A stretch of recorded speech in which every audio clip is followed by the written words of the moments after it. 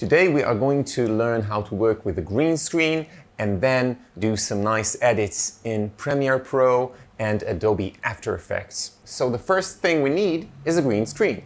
I'm standing about 2 to 3 feet from the green screen because I don't want my shadow to interfere with the green screen. And I have some lights that are casted on the screen itself.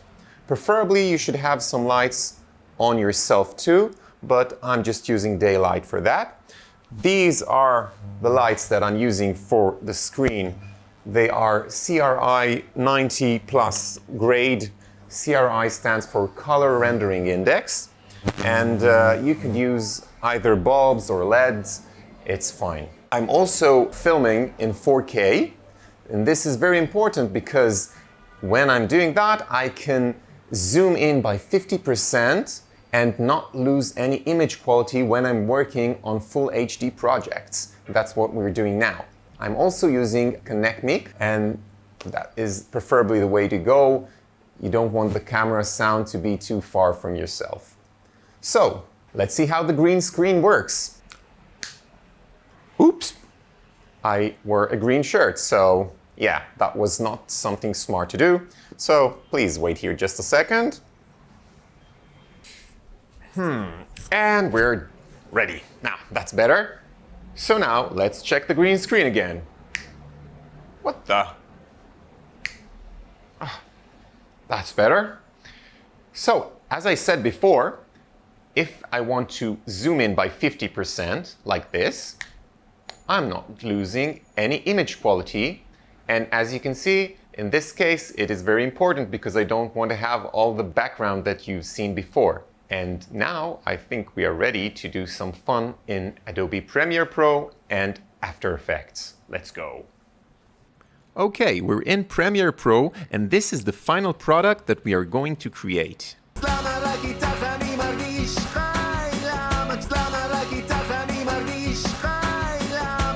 As you can see, my face is merged with the Superman boy's face, and I'm singing a line from my song, which is in Hebrew, by the way. This is a part of a music video I've created. We're going to try and recreate this. I will hide the final product and mute the sound, and now you can see the original Superman running happily in the field, not knowing what horrors lie ahead. Above these clips, I've placed my footage in which I sing the line, trying to match my face angle with the boy as much as I can. Now let's create a copy of these clips of me and the boy and link them to After Effects. I like to have a copy in case anything goes wrong with the linking process. Right-click, replace with After Effects composition. Premiere sends us via direct link to After Effects. As you can see, I'm wearing a green shirt, and in addition, my hair isn't groomed. But I don't care because I'm only going to use a part of my face. Hey, I didn't know I was going to create a tutorial from this, so yeah. The first thing we're going to do is key out the green. We go to the right pane, up to Effects and Presets, and right key, pick Key Light 1.2, and drag it to the clip named Me Too. We could start with either, no difference. Then we pick the screen color eyedropper tool and click on any green area to key out the green. And in order to eliminate excess blacks, we will go inside the key light effect to screen matte and level up the clip black to about 30 to 40. Maybe 37 is good. Seems right. Next, we will move Me Too a little to the left so I can match the colors with the boy. In Effects and Presets, I will search for Color Balance and drag it to Me Too. There is a bit of trial and error picking the parameters for the shadow, highlight, and midtone parameters, and I've already created a copy of the effect with close enough settings to what we need. Just some fine-tuning.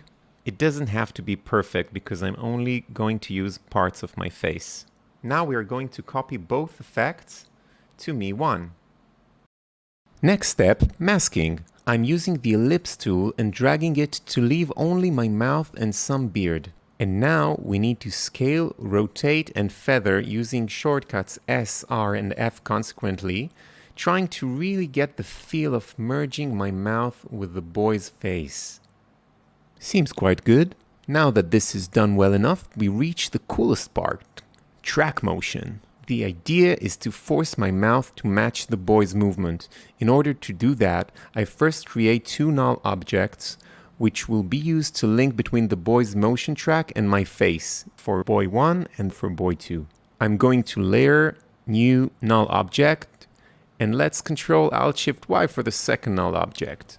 It says null 3 and null 4 instead of null 1 and 2 because I've already used two nulls in a different sequence, which is not shown here. Let's rename them for convenience. Next, I choose boy 1. I go to the right pane, Tracker, and select Track Motion.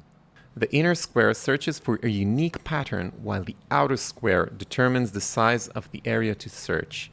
Let's try this area because it stays the same all along the clip and seems unique enough. Now let's hit play and let After Effects do its magic. I'll pause here to do a little adjustment and I'll click play again so we can see the screen. Now we need to edit our target to null 1 and click apply and OK. And now the tracker is linked to null 1. To finalize this, I will use the whip tool to link between me1 and null1. Let's have a look. Now I'm going to do the same and fast forward to me2, boy2, and null2. Notice that in this case I am doing some manual changes to the motion tracker using the one-step tool instead of the autoplay button because either I didn't choose a large enough area to track or the footage has just too much motion blur and I need to tell After Effects what is going on. I also changed the order between tracking and masking, which doesn't make any difference, it's just a matter of your convenience. And now we are done. We can go back to Premiere to see the final result. Quite similar to the original. Great! Now you can go and try out your own footage. See you in the next tutorial.